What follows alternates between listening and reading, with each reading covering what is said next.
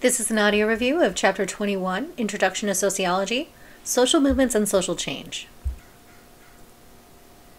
Collective behavior is non-institutionalized activity in which several or many people voluntarily engage. Examples are a group of commuters traveling home from work. So in short, collective behavior is any group that's not mandated or regulated by an institution. So that's why you being at work or you being at school or you being in jury duty, that wouldn't necessarily count, right? Because those things are regulated or mandated by institutions. So there's three primary forms of collective behavior: the crowd, the mass, and the public. So we're going to go through some of the different ones first of crowd, since there's like a whole bunch of subtypes, and then we'll go into mass and public. And so it takes a large number of people in close proximity to form a crowd. So I'm sure you've been in many crowds before. Examples include attending a concert or going to a sports game of some kind, or even attending worship service. And there's four different types of crowds that the book outlines. So casual crowds consist of people who are in the same place at the same time, but who aren't really interacting. So let's say you're standing in line at the post office, you're in the same place, you're there at the same time, but you're not really talking to each other, right? Or you go to the DMV and you're waiting. Conventional crowds are those who come together for a scheduled event that occurs regularly.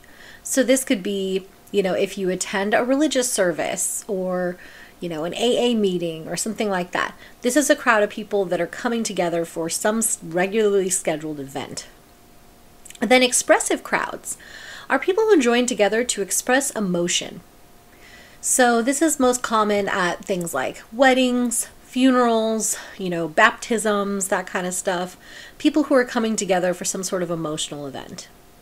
And then the final type is acting crowds, which focuses on a specific goal or action, such as a protest movement, right? Like if you were going to, protest the development of a new pipeline, for instance, then people are focused on a specific goal or action. So that's why they're forming together, right? So in addition to different types of crowds, collective groups can also be identified in two other ways: a mass or a public. So a mass is a relatively large number of people with a common interest, though they might not be in close proximity. So let's say you're one of those folks that's playing like Fortnite online or something like that. That would be a mass because you have a common interest, but you're not necessarily in the same place. Now that we have technology that connects us all across the world, we can become a mass, but not necessarily in the same physical structure like how crowds form. And then a public is an unorganized, relatively diffuse group of people who share ideas. So this could be, example could be even just like a religious orientation or a political party affiliation. So a public is, again, unorganized and relatively diffuse. So for instance, if you're, a Green Party member or something like that, right? Then, you aren't necessarily all meeting at the same place at the same time in a regular scheduled fashion, right? But there is some sort of loosely connected way in which you all share a certain focus or goal or common interest. And so those are those ideas that you're sharing, right? And so all of these types of crowds and mass and public can be very similar, but they're not the same. So distinguish between them, we have to remember that members of a mass share interests and members of a public share ideas. Okay, so let's move on to the theoretical perspectives on collective behavior. Early theories of collective behavior assume people are just taken over by the mass, that they're unable to be themselves or hold their norms or sanctions when in large groups. This is sometimes called mob mentality, right? The idea that people lose it when they're in a group.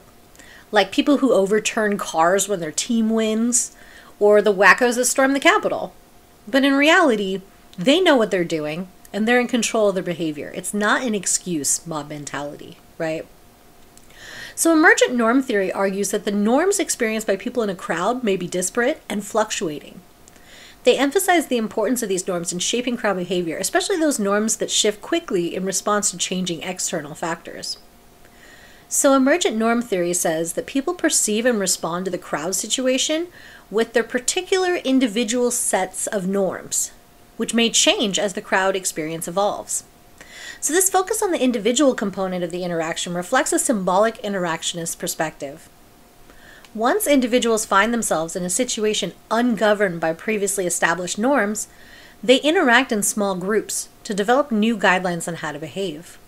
According to the emergent norm perspective, crowds are not viewed as irrational, impulsive, uncontrolled groups. Instead, norms develop and are accepted as they fit the situation.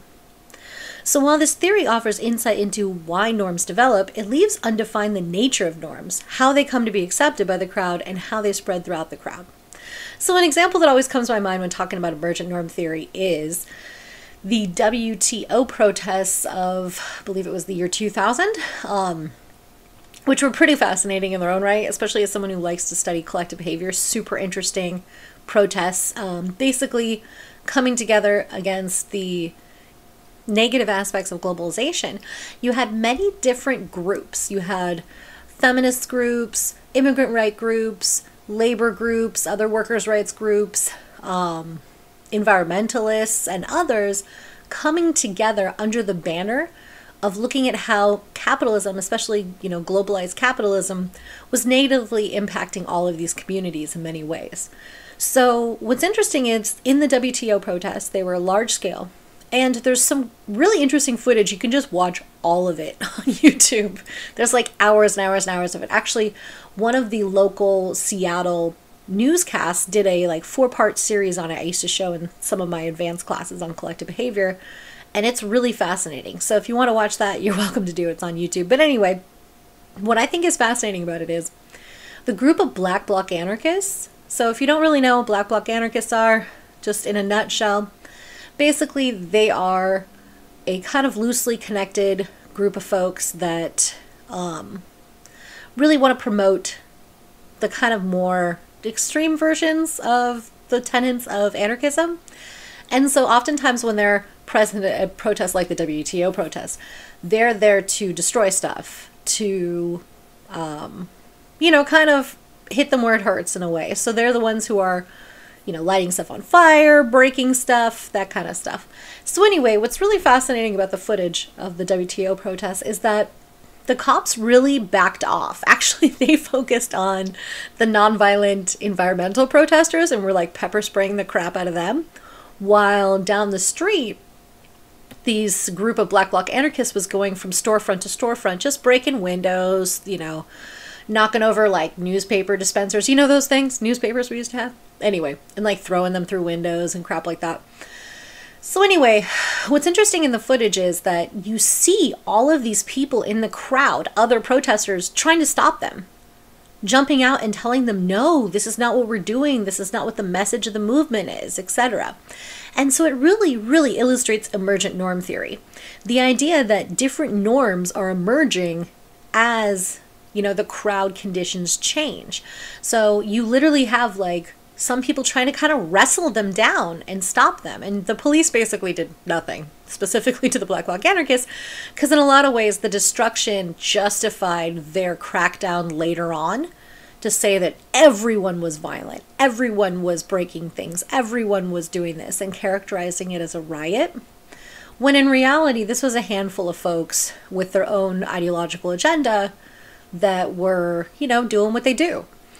And so it's really interesting to see the actual footage, if you want to watch on YouTube, where basically you have all these other crowd members from different factions, whether it's labor, feminist movements, etc., that are really reaching out and trying to stop these people in the crowd while it's happening. So if it was really mob mentality and one person started breaking windows, everyone would start breaking windows. Everyone would start rioting and destroying things. But that's really not what you see in the reality on the ground in many of these situations. You often have agitators or, small groups of people that do some of these things and that, again, can spurn a reaction, positive or negative, in those moments as people reassess the norms of what's expected of what their behavior entails, right? So for those people that thought, no, the goal of this was a peaceful protest, to call attention to the issues of globalization, they saw the destruction of property as, anathema to that, as really taking away from their cause. So they jumped up and tried to stop them, right? So it's kind of interesting to really If you see that footage, it's like the best example I can think of emergent norm theory, where you watch it happen. As the crowd conditions change, so does the behavior of the people within the crowd. So anyway, that's a symbolic interactionist approach to collective behavior. The next one, value-added theory, is a functionalist approach. And this is based on the idea that several conditions must be in place for collective behavior to occur at all. And each condition adds to the likelihood that collective behavior will occur. The first condition is structural conduciveness, which occurs when people are aware of the problem and have an opportunity to gather. Structural strain is the second condition, which refers to people's expectation about the situation at hand being unmet, causing tension and strain. The next condition is the growth and spread of a generalized belief, where a problem is clearly identified and attributed to a person or group. The fourth condition is precipitating factors that spur collective behavior. This is the emergence of a dramatic event. And the fifth condition is mobilization for action, when leaders emerge to direct a crowd to action. The final condition relates to action by the agents. It's called social control because it's the only way to end collective behavior episodes. So the book uses the example of Michael Brown, but the same could be said for larger movement for Black lives. Structural conduciveness is people realizing how often and how unethically unarmed people of color are being killed by police. The strain comes from nothing being done. Often protest arrives when police are not held accountable. For instance, Breonna Taylor, who was killed in her own home, one of the cops, that was involved in the shooting was charged for endangering her neighbor by firing through the wall, but not for her death. And then so the growth and spread of ACAB, right, that kind of movement, understanding that it's not just a few names that hit the mainstream that are actually the issue of police brutality. It's a feature of policing in America, and it has been throughout its history. Police have always been on the side of power, the institutions. So they've been used violently against unions that were trying to get more rights, against minorities who fought for civil rights, against students who protested the wars, against immigrant communities or environmental activists who try to shine a light on the horrific conditions inside factory farming. Cops have used violence to stop these groups and silence them and protect the status quo or those in power. And it's these movements and the larger social conversations around police killings that has created more space for people to connect the dots and look past the few bad apples arguments to see that it's the institution of policing itself that needs to be reformed if we expect anything to fundamentally change. And an example of a precipitating factor for Black Lives Matter was George Floyd. Watching a man get executed on the street as a cop knelt on his neck for over 9 minutes. After he was clearly dead, as a group of people screamed for him to stop, pleaded with the other cops to intervene. As his body was lifeless, Officer Derek Chauvin continued to press his knee into George Floyd's neck. We saw the video. It was undeniable what happened. All over a potential counterfeit $20 bill. This was a precipitating factor to mobilize people all over the country and truly all over the world to participate in the Black Lives Matter movement. Activists mobilized the crowd in chants, in marches, and the police come in with tear gas, which is much more harmful to human health than most realize. They use rubber bullets, which they call non-lethal, but they still kill some of these protesters, whether it's headshots with rubber bullets, or some are killed with tear gas canisters to the head, or lose eyes or other body parts as a result of gas canisters being fired directly at heads in close range. So it's not live ammunition, but it's close and reminiscent of the tactics that were used on civil rights protesters in the 50s and 60s, such as dogs, hoses, tear gas, and batons. So this is that social control aspect, which is the police using military-style weapons to break up protests to take back control from protesters. Okay, moving on to assembling perspective. This one's another symbolic interactionist perspective. And so symbolic interactionist sociologist Clark McPhail developed assembling perspective, another system for understanding collective behavior that's credited to individuals and crowds being rational beings. Unlike previous theories, this theory refocuses attention from collective behavior to collective action. So collective behavior is gathering, whereas collective action is based on shared interest. So he's identified several instances of convergent or collective behavior as shown in the chart in the chapter. So for instance, when you're looking at types of crowds, you have convergence clusters, which are family and friends who travel together. So this could be, a carpooling parent taking kids to a soccer practice or something like that. Convergent orientation is groups all facing the same direction. So let's say you're watching a performer on a stage, so you're all facing that direction. Collective vocalization are sounds or noise that are made collectively. So this could be, singing along at a concert. This could be screams on a roller coaster, anything collective. Collective verbalization is collective and simultaneous participation in speech or song. So that could be, again, singing the Pledge of Allegiance that they do in classrooms, which I think is kind of adorable. Like, they indoctrinate kids from such a young age with the Pledge of Allegiance, and they don't even know what it means, or even really the words. If you've ever seen little kids say the Pledge of Allegiance, just watching the part where they say indivisible is my favorite. Collective gesticulation is when you use body parts to form symbols. So I'm sure, hopefully, all of you know the specific dance to YMCA, right? Just even saying it, I want to put my arms up, right? So that would be a really good example of collective gesticulation. Collective manipulation is objects that are collectively moved around. I don't know if you've been to many protests, but oftentimes people carry signs, but sometimes they'll carry big banners that a bunch of people are carrying. Or for environmental stuff, they'll carry a big ass whale or something to call attention to issues with whales. Stuff like that. Collective locomotion is the last one. This is the direction and rate of movement to an event. So I think the book example was kids running to an ice cream truck, right? Or you hear that Alatero guy, ding, ding, ding, ding, ding, and okay, I gotta grab a couple bucks and go get me some corn, right? So it's that direction and rate of movement towards the event. So I think their example is the best one, is kids running to an ice cream truck. So again, that is another symbolic interactionist approach. So it's looking at the micro interactions and kind of developing all of these different labels or understandings for all of these different micro interactions that happen, when it comes to collectively engaging with each other.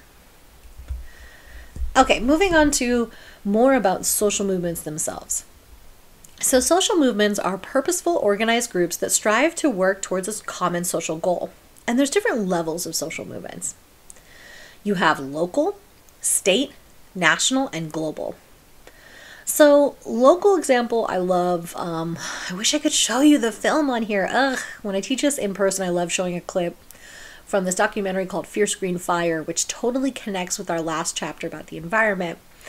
And basically, there's this amazing woman named Lois Gibbs that she lived in the residence, or in this community called Love Canal, which had over 20,000 tons of, toxic waste buried under it. And that waste broke open and started leaching into the soil and making all the residents sick. So she basically finds out because of a reporter writing about something in the newspaper, and realizes that the reason her son is so sick is because he goes to kindergarten at a school really close to where all the toxic waste is coming out. So she herself, as a, woman in the 1970s, as a housewife, she organizes petitions. She actually creates with other housewives their own health study to understand the effects. They were finding that, the majority of the children that were being born, well, first of all, a lot of the children weren't being born at all. They were being born stillborn or having other miscarriage complications. And then many of the children that were born, significant proportions of them were being born with genetic abnormalities, like being born with, brain development issues, with, missing arms or legs or fingers, some of them with multiple ears, extra rows of teeth, stuff like that doesn't just happen. And they collected all this information, they presented it to the state agencies, and they threw the report on the floor and said, oh, it's just a bunch of housewives that have a vested interest in the outcome. and they didn't take it seriously. So eventually she pushed hard enough that they actually created their own environmental impact study. The EPA came in and they said, you know what, you're right. And they found the percentages that the housewives found, that all of these, genetic damage and whatever. And then they said, actually, though, the reason that they attributed to what was happening was that it wasn't the toxic waste that was leaking into their community. It was just a cluster of genetically deformed people that was the problem. I mean, just the audacity to say that to a crowded room of people who are being poisoned by you is just wow. So anyway, long story short, she takes an EPA official hostage, goes in negotiations with the White House itself, and then actually gets a declaration to permanently rehouse all the people in Love Canal. And, Jimmy Carter gets up there and says, there will never be another Love Canal, and blah, blah, blah. Anyway, such a great example. If you haven't seen the film, highly recommend it. Called Fierce Green Fire, and it's really laying out, really the full history of the environmental movement. But Lois Gibbs is just a fascinating person. The way that she's so the example of the local, of something that impacted her and her family. And she got, pissed. And she got motivated and she got organized. And she organized all the people in her community, and they clearly were able to establish really effective change as a result. So some movements are local. Some are more at a state level. So an example of that could be movements to legalize same-sex marriage. So this started at the state level with Hawaii briefly becoming the first state to legalize same-sex marriage until a state law overturned it about a year later. And a similar thing happened here in California with Proposition 8. So some movements are based by state, right? So another would be the movement in Florida to re-enfranchise felons, because Florida was a state where if you got a felony, you could never vote again. We talked about felony disenfranchisement earlier in the class, but just as a brief review, in many states, you have a period of somewhere between 7 to 11 years before you can vote again, after you've not just done being in prison, but any sort of correctional control. So let's say you're on probation or parole for years later. It doesn't start that clock until all those things are done, plus all your, Anyway, 7 to 11 years in most states. There's only 2 states that allow you to vote the whole time. And so Florida voted, what was that, a couple years back, to reinstate rights to previously disenfranchised felons, because Florida was one of the few states where you can never vote again if you get a felony there.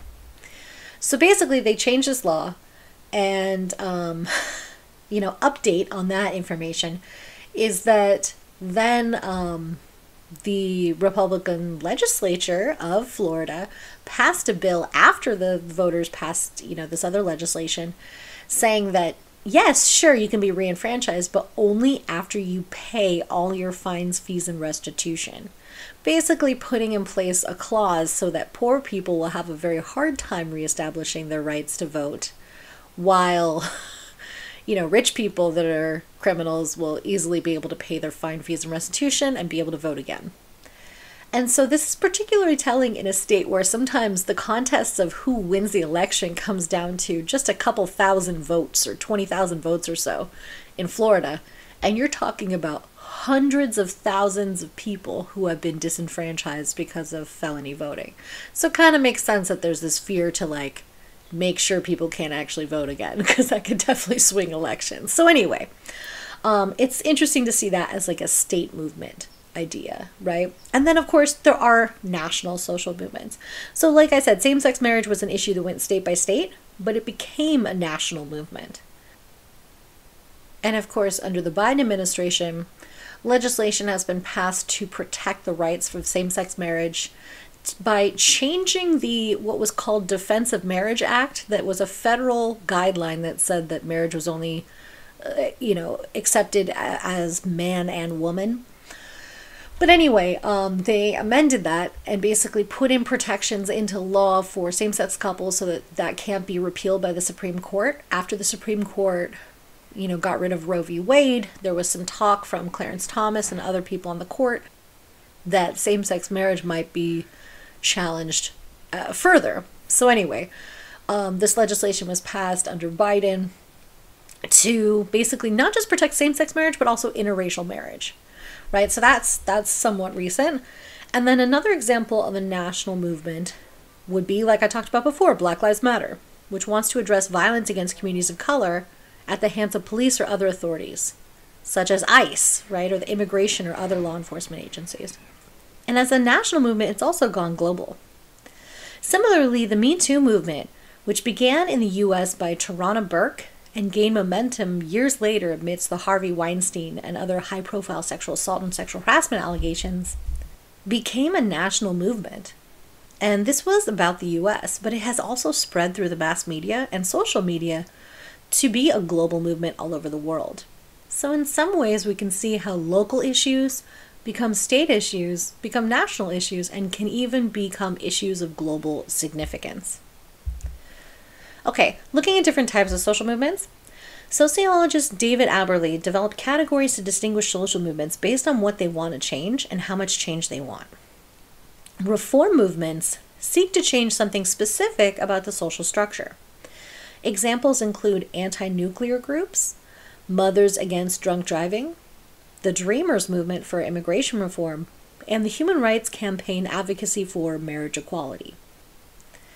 Revolutionary movements seek to completely change every aspect of society.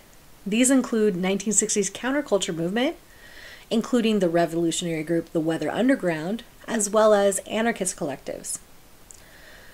Religious redemptive movements are meaning-seeking, and their goal is to provide inner change or spiritual growth to individuals. Organizations pushing these movements can include Heaven's Gate or the Branch Davidians. The latter is still in existence despite government involvement that led to the deaths of numerous Branch Davidian members in 1993. Of course, Heaven's Gate was the one that believed that there was a hidden alien spacecraft behind a comet that was coming near Earth, and basically at a mansion in San Diego, California, 39 victims were found of a mass suicide, right? Basically 21 women, 18 men, varying ages. And basically the idea was that the leaders of the Heaven's Gate movement said that if they committed suicide, their bodily containers would enter the spaceship and they would be transported to another world. Anyway. And again, the Branch Davidians were the ones that had David Koresh as the leader, right? That was the incident at Waco, Texas, where they basically were trying to do a hostage negotiation. Things went south. House got lit on fire, and the people did not come out. Pretty messed up, pretty tragic incident in American history.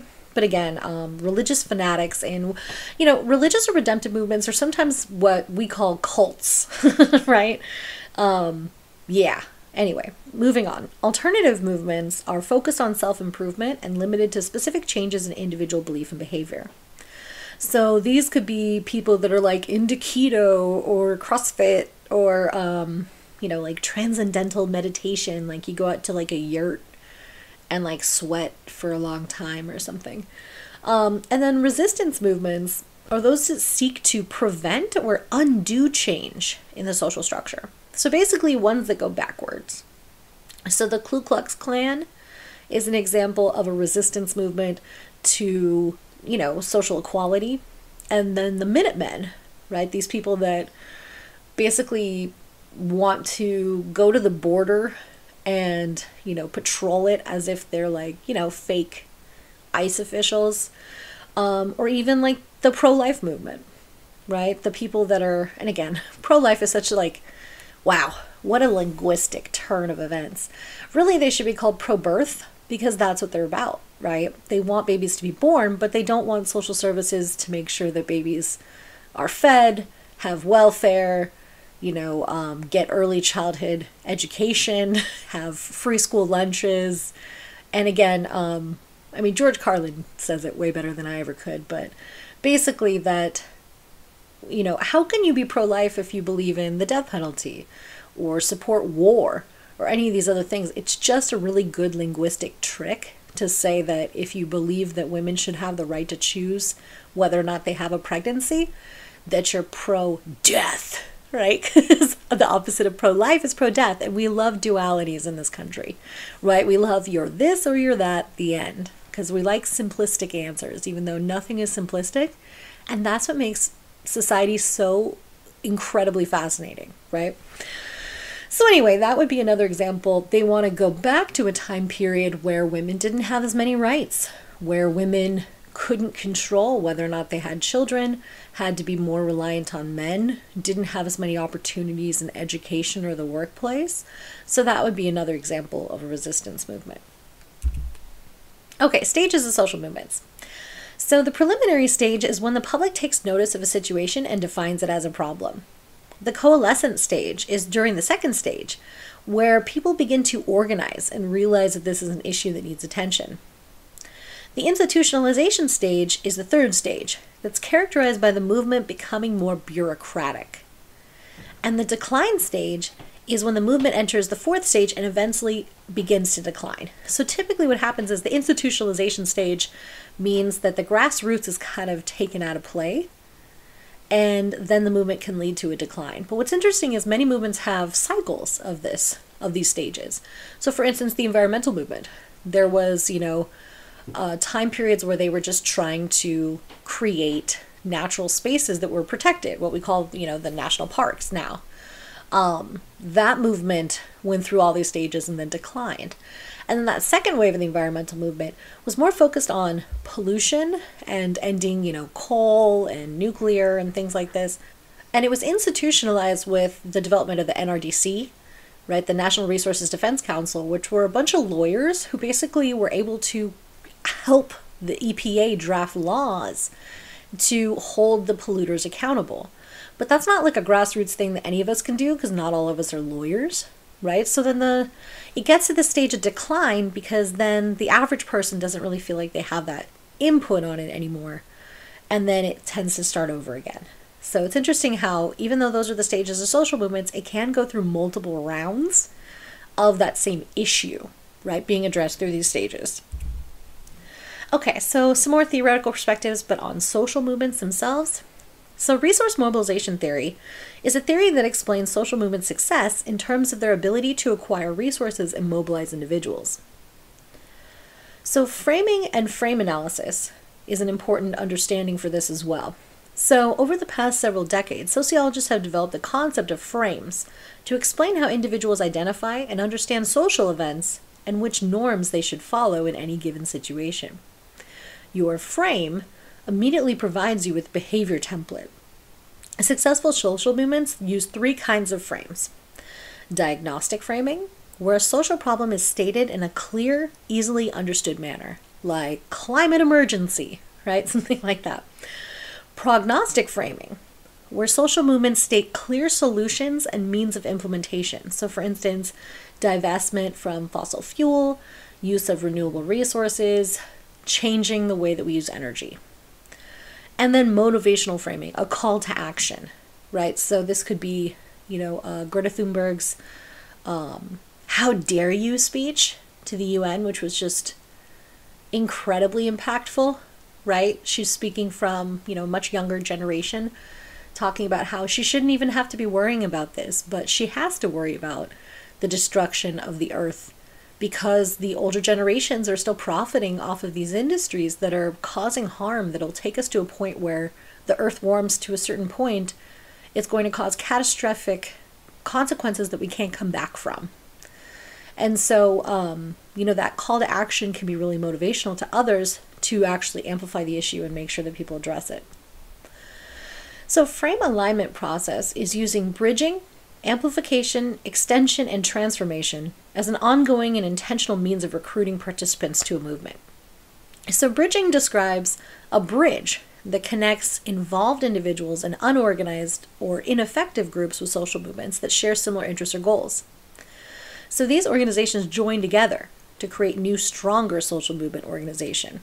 And again, Occupy Wall Street's one of those ones that's really fascinating. Other than the WTO protests that preceded it, it was very different in the way that instead of it being about a single issue or a single group, it bridged unions, women's rights groups, free trade groups, immigrant rights groups, anti-war groups, and environmentalists and others under the banner of how they were all harmed through global free trade policies in the interests of corporations. In the amplification model, organizations seek to expand their core ideas to gain a wider, more universal appeal. By expanding their ideas to include a broader range, they can mobilize more people to their cause. So, for example, the slow food movement extends its argument in support of local food to encompassing reducing energy consumption, pollution, obesity, from eating more healthfully and, of course, more locally. In extension, social movements agree to mutually promote each other, even when the two social movements' organizations' goals don't necessarily relate to each other's immediate goals. This often occurs when organizations are sympathetic to each other's causes, even if they're not directly aligned, such as, women's equal rights and the civil rights movement, or, queer rights, gay and lesbian rights. So intersectional movements realize that women are people of color, and people of color are women. Similarly, when it's mobilization around immigrant rights, who often are supported by Black advocacy groups and women's rights organizations because immigrants are female, immigrants are Black. There are overlaps, even if the majority of the movement is not as marginal. And then transformation means a complete revision of goals. Once a movement has succeeded, it risks losing relevance. If it wants to remain active, the movement has to change, with the transformation or risk of becoming obsolete. For instance, when the women's suffrage movement gained the right to vote, members turned their attention to advocating towards equal rights and campaigning to elect women to office. In short, transformation is an evolution in the existing diagnostic or prognostic frames that generally achieves a total conversion of the movement.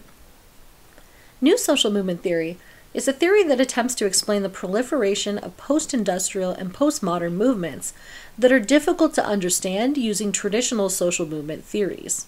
Rather than being one specific theory, it's more of a perspective that revolves around understanding movements as they relate to politics, identity, culture, and social change. Some of these more complex and related movements include ecofeminism, which focuses on the patriarchal society as a source of environmental problems, and of course the transgender rights movement. So in the book they talked about movements to legalize marijuana. The early history of marijuana in the United States includes its use as an over-the-counter medicine, as well as various industrial applications. Its recreational use eventually became a focus of regulatory concern.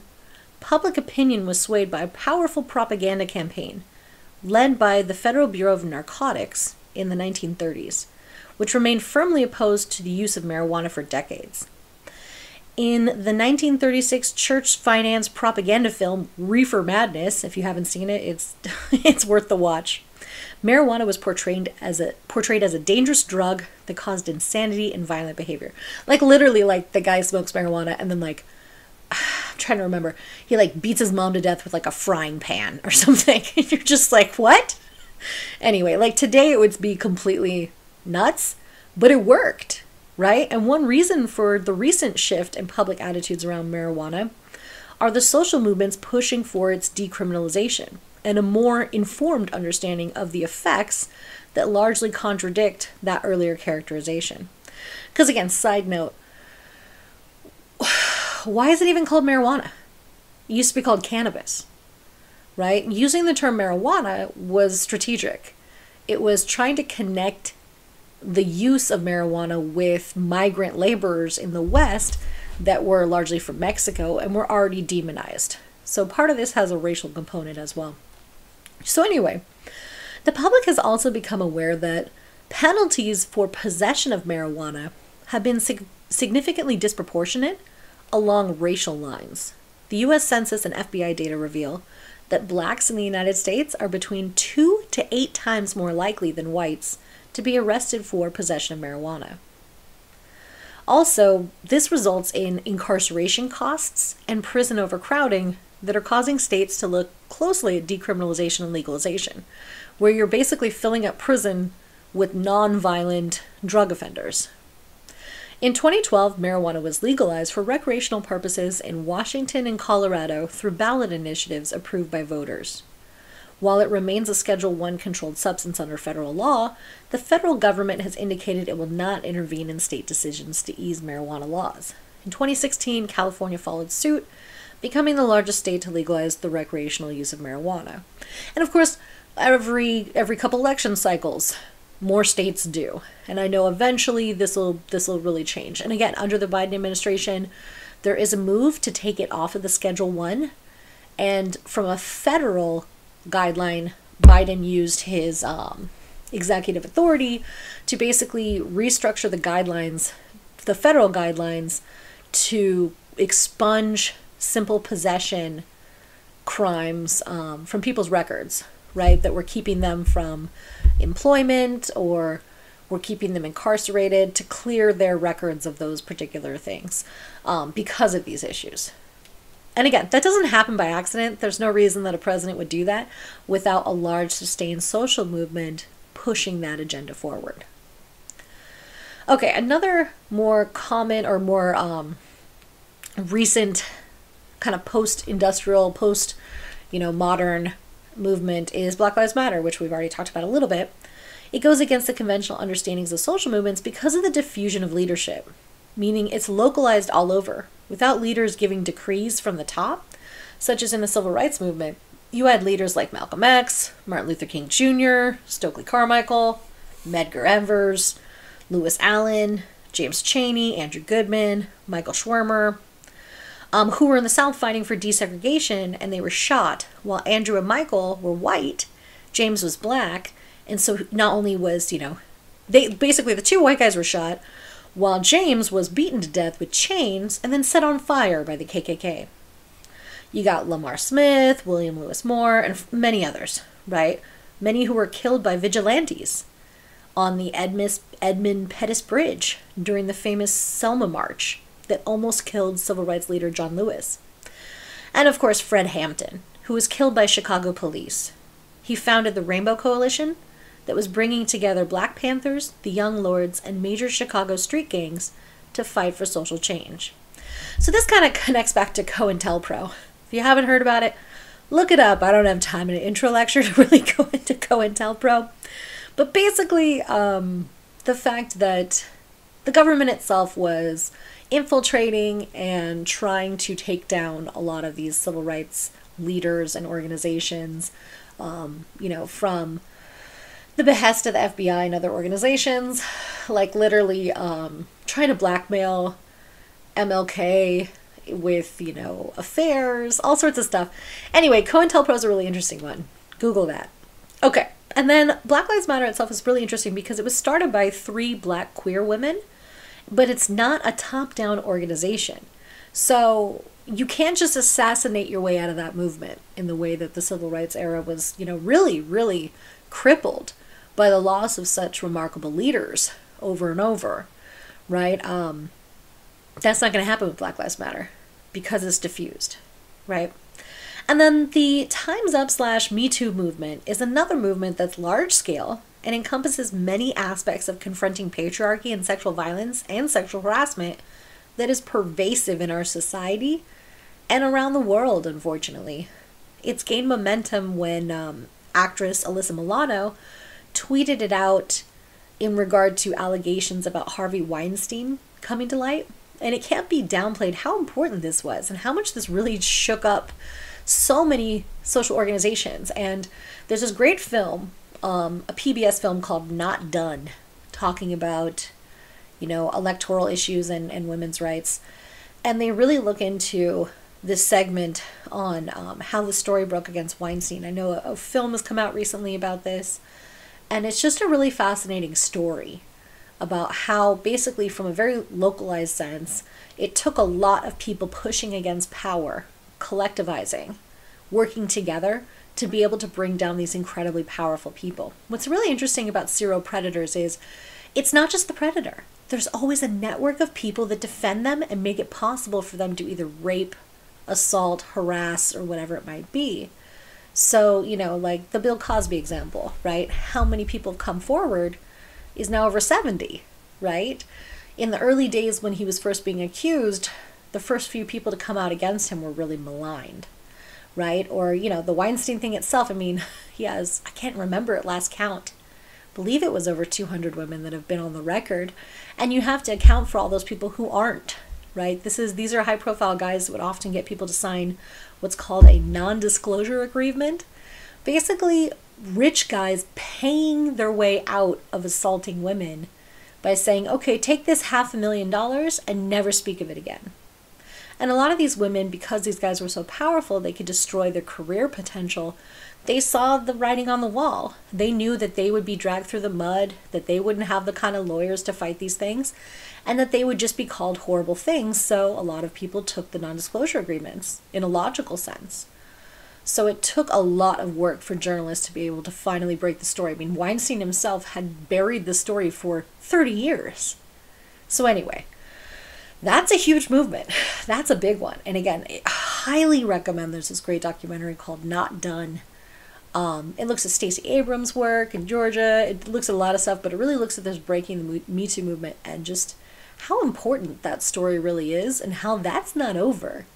Right? It's just getting started, creating a new era where women can hold men accountable for abusing them, assaulting them, raping them. And what's really interesting with the Time's Up movement is, these really high profile actresses, that they themselves were being raped and assaulted. And it really shows that even the most powerful women in society are still subject to these kind of cruelties. And so what's interesting is they, to bring more awareness to the issues, they partnered with these other organizations and groups dealing with sexual violence. And they brought, women that were the victims of other kinds of sexual violence with them to some of these high profile events to gain more media attention, such as, farm workers. A lot of women that are farm workers are undocumented or marginal in many ways, and they have very little power or recourse as to what to do. So oftentimes they would be raped or hurt or harassed or assaulted. And, there's not really much they can do because the people that are running these particular farms will just say, well, I'm just going to call INS and report you as undocumented. So there's nothing you can do. So really, somehow by Time's Up, pointing a spotlight at the most powerful women, some of those notoriety, these women that they're household names and that they were victims of these things, it really shows that, even the most powerful women are victims of these things. So this is a huge pervasive issue in America that really needs to be dealt with, and we are just barely scratching the surface of that. I love that it's put all of these high profile men on their heels. Like, they're afraid now, and they should be. And then Fridays for Future. This was a movement started by Swedish climate activist Greta Thunberg that I talked about before, that started protesting by herself as a young teen every Friday, right? Basically to bring attention to the dire issues of the climate catastrophe. And this movement has now become global. It has inspired many teens around the world to mobilize, march, protest, and have their voices heard in order to help shift the conversation around climate change. Because many who are in power are profiting off the environmental degradation that will lead to environmental collapse. Plus, they're old, so they'll be dead when the tipping point takes effect. But the rest of us, we will be alive to live with those consequences. So it's a very powerful movement led by teens, as is the Fight for Our Lives campaign to end gun violence in schools, as survivors of Sandy Hook Elementary, Stoneman Douglas High School, and others who have witnessed the horror of gun violence in schools firsthand are demanding that we change our policies and protect future kids from being murdered simply because they went to school. Okay, so causes of social change, a big one is technology. Some would say that improving technology has made our lives easier. Like if you didn't have the internet or a car or electricity, life would really suck. But in a lot of ways, the technology has been the driving force behind globalization. And so that's made our lives better in some ways, but it's also created all sorts of problems, right? Especially when it comes to the environment that, have consequences. So technology can create change in many, different forces that social scientists link to social change. So for instance, advances in medical technology can allow people to have children, more children, which indirectly leads to an increase in population. Advances in agricultural technology have allowed us to genetically alter and patent food products, which changes our environment in innumerable ways. From the way we educate children in the classroom to the way we grow food and, how we eat it, technology has impacted all aspects of modern life. So if you think about the technology that goes into keeping nuclear power plants running safely, what happens if an earthquake or other disaster, like in the case of Japan's Fukushima plant, causes the technology to malfunctions, not to mention the possibility of a systemic attack on our nation's relatively vulnerable technological infrastructure? Right? What happens when a pipeline bursts and the technology can't stop it? These kind of things. So there is a darker side to technology. Also, nowadays we have an even worse part of this when it comes to kind of the social impacts is cyberbullying. This represents a powerful change in modern society. So this is connected to a concept called cultural lag, which occurs when material culture precedes non-material culture. That is, when society has not fully comprehended the consequences of a new technology, so initially it may reject it or, embrace it with unintended negative consequences. Cyberbullying is a special feature of the internet. Unique to electronic aggression is that it can happen 24 hours a day, every day. It can reach a child or an adult, even though they might not, otherwise be in a space where they're interacting with others. Like, you can be at home but still be bullied. And so that's very different than in the past, where maybe it was in the schoolyard or maybe it was on your way to school and back. The messages and images may be posted anonymously and to a very wide audience, and they can be very difficult to trace. Also, once posted, the text and images are very difficult to delete. So the effects of cyberbullying range from the use of alcohol and drugs to lower self-esteem, health problems, and even suicide. Social institutions are also impacted by social change. Each change in a single social institution leads to changes in all social institutions. For example, the industrialization of society meant that there was no longer a need for large families to produce enough manual labor to run a farm. Also, new job opportunities were in close proximity to urban centers where living space was at a premium. So the result was the average family size shrunk significantly. This same shift towards industrial corporate entities also changed the way we view government involvement in the private sector, which created the global economy, provided new political platforms, and even spurred new religions and new forms of religious worship like Scientology. It has also informed the way we educate our children. Originally, schools were set up to accommodate an agricultural calendar, so children could be at home to work in the fields in the summer. And even today, teaching models are largely based on preparing students for industrial jobs, despite that being an outdated need. A shift in one area, such as industrialization, means an interconnected impact across all social institutions. Population's another one. So population composition is changing at every level of society. Birth increases in one nation, and at the same time, they're decreasing in others. Some families delay childbirth, while others start bringing children into the world early. Population changes can be due to random external forces like epidemics or shifts in other social institutions that we just talked about. But regardless of why or how it happens, population trends have a tremendous impact on all other aspects of society. So right now, we're having an increase in the senior population of baby boomers. Right now, about 10,000 people per day retire, which is a pretty startling figure. So as they're retiring more, this will change how many of our social institutions are organized because there's such a large population. For example, there's an increased demand for housing in warmer climates, right? Fun fact about being old: the older you get, the stiffer you get, the more things hurt. It's not fun to be cold, right? So that's why you see a lot of them move to like warmer climates.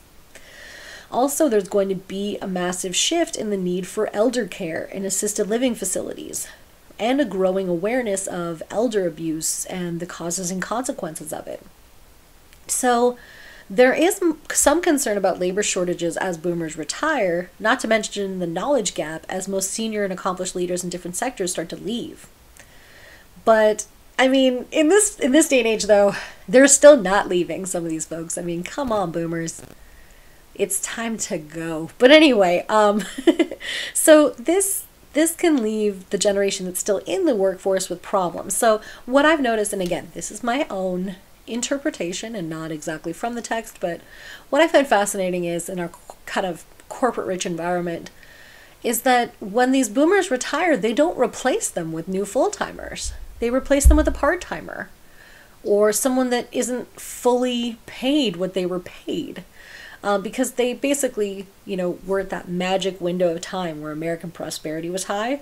So they were able to capitalize on that with higher incomes, more movement up the social ladder, more opportunity. And that's going away, right? And they realize a lot of these, and sometimes it's even like cities or, government itself in the way that this stuff works. When these older folks finally step down and retire, the person that replaces them is often not paid what they were paid, is often not given the same kind of benefits, and often they're just replaced with a part-timer because that person is cheaper and they don't have to pay for retirements or vacations or any of that kind of crap. So anyway, the fear, though, of them leaving the workforce is that loss of tax income puts pressure on pension and retirement plans. But again, there's actually way more millennials now. And Gen Z as well. So some of those fears might be put to rest just as, the population dynamics shift. Globally, often countries with the highest fertility rates are the least able to absorb and attend to the needs of a growing population. So family planning is important, right? Meaning people need to have access to birth control, to contraceptives, and to abortion as an option. On a macro level, the increased population, particularly in the poorest parts of the globe, leads to increased stress on the planet's resources. But also, it's just a fun fact, if you give people the opportunity to control how many children they have, they don't have 20. Unless they're like those weirdos on TV that 19 and counting, and you saw how well that worked out for that family. But anyway, that's kind of an interesting phenomenon. But again, religious beliefs or policies like the global gag rule, which was in effect in the US for many years, that basically said if we gave foreign aid or, through non-governmental organizations like NGOs or other things that were using revenue from the US, that you couldn't even mention abortion as an option or birth control or contraceptives. So yeah, that's a whole nother problem. Okay, also the environment is a big one. If you look back to that human ecology we talked about in the last chapter, we know that individuals in the environment affect each other. As human populations move into more vulnerable areas, we see an increase in the number of people affected by natural disasters. And we see human interaction with the environment increases the impact of those disasters. So part of this is simply the numbers. The more people there are on the planet, the more likely someone's going to be affected by a natural disaster. But it goes beyond that. Movements like 350.org describe how we've already seen 5 extinctions of mass amounts of life on the planet, and the crisis of global change has put us on the verge of yet another. According to their website, the number 350 means climate safety. To preserve a livable planet, scientists tell us we must reduce the amount of CO2 in the atmosphere from its current level of 400 parts per million below 350 parts per million. The environment is best described as an ecosystem, one that exists at the interplay of multiple parts, including 8.7 million species of life. However, dozens of species are going extinct every day, a number 1,000 times to 10,000 times the normal background rate, as the highest rate since the dinosaurs disappeared 65 million years ago. The Center for Biological Diversity states that the extinction crisis, unlike previous ones caused by natural disasters, is caused almost entirely by us. The growth of the human population, now just projected to be 8 billion, is expected to rise to 9 or 10 billion by 2050, which correlates with the rising extinction rate of life on Earth. So anyway, journalist Naomi Klein, in her book Shock Doctrine, The Rise of Disaster Capitalism, presents a theory of a triple shock, consisting of an initial disaster, an economic shock, which replaces public services with private for-profit ones, and a third shock, consisting of the intense policing of the remaining public. There's, a great video she did with Democracy Now! About coronavirus capitalism. That's, pretty, relevant in our modern context. But her book, Shock Doctrine, lays out so many different examples of how this has happened, from natural disasters to man-made disasters. And it's a great read. Highly recommend that book. And then modernization and postmodernism. So modernity are the social conditions and attitudes characteristic of industrialized society, including the decline of tradition, an increase in individualism, and a belief in progress, technology, and science. So we are more now in this postmodernity, as they call it. These are the social conditions and attitudes characteristics of a post-industrial society, including a focus on the production of and management of information, and skepticism of science and technology, meaning there's some healthy skepticism needed. Not these folks that like think that the vaccine gives them 5G or Bill Gates is in some cabal, or I don't know, none of that crap, right? None of that has any real merit. But a skepticism of the idea that science will save us all, right? In the way that I think I mentioned that in chapter 20, how we have this modernity belief, like, oh, science will figure it out, like with climate change. When in reality, science has figured out a lot of the issues, right? We have a lot of ways that we've developed alternative energies and resources and ways in which we could structure lives differently to, make sure that we don't all burn up and die, that all these animal and plant species don't, cease to exist forever, the oceans don't rise and take out full island nations, all this kind of fun stuff. But there's a lot of people making a lot of money off of the way things are now. So these people sow distrust in that kind of science. They, their skepticism, again, is only based in their wallet. It has nothing to do with a healthy skepticism that's needed. So the healthy skepticism that's needed is, don't just share crap because someone shared it on social media. Like, read the article, look at it. If it seems like it's crazy, it probably is. Like, look for a way to validate your sources, right? It's really interesting. A research study happened after the 2016 election cycle and found that the crazier a fake story is on social media, the more it'll get shared. So like that one that said Hillary was like a body double or something. That one's one of my favorites. Basically, it was because she was at this 9/11 memorial and she had pneumonia.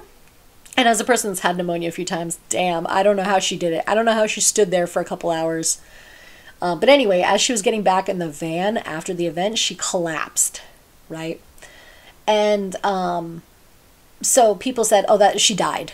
And that the Hillary that looked exactly like her and sounded exactly like her after was just like a body double that they came up with. Like, she's Saddam Hussein. It has like a bunch of body doubles. Anyway, that was shared over 500,000 times on the internet, like on social media platforms. So it shows that like the crazier and the more implausible it is, the more it gets shared. I remember reading one of these, it was like a conservative family member of mine shared it during the Obama years, that like Obama was going to outlaw the saying of the Pledge of Allegiance, and they're hemming and hawing about, oh, this is so unfair, this is wrong. And I mean, you could like smell the bullshit on it, so sometimes when those things happen, you read something and you're like, that's crazy, I'm upset emotionally. Think to yourself, why are you upset emotionally? Because that's probably fake, right? Preface, there's still plenty of things to be really upset about in the real world, to not get pulled into these fake social media things about like a cabal of sex perverts in the Democratic Party or any of these kind of things that are just so BS, when we should be concerned about plenty of the realities of things that are going on that are wrong. And again, for more information, take my social problems class. We get all into it. But anyway, there's an interesting concerted effort under postmodernism for corporations to use that healthy skepticism that we have to try to protect their own interests. So you have to be skeptical, but you also have to somehow be able to vet information for whether or not it's valid. And that involves critical thinking and media literacy, which a lot of people clearly do not have in these times. So it's really important, start with yourself. Research things, read things from multiple perspectives, right? Find yourself some listener-sponsored media that's not corporate media. And you're going to get more and more the truth and less of these inflammatory stories. Because that's, again, the whole point of why they do these things, especially on social media, is clickbait, right? We know the more upset we are about something, the more likely we are to post it, the more likely we are to click on it and share it. And that's just for advertising revenue. So they're manipulating the way our brains work to promote their own financial interests. So it's important that you don't get duped and don't get suckered into this stuff. Because like I said, there's plenty of stuff to already be outraged about if you're just paying attention. You don't need a lot of those fake things from social media to be the thing that you're upset about. So do your own research, look into stuff, and find credible sources that you can trust.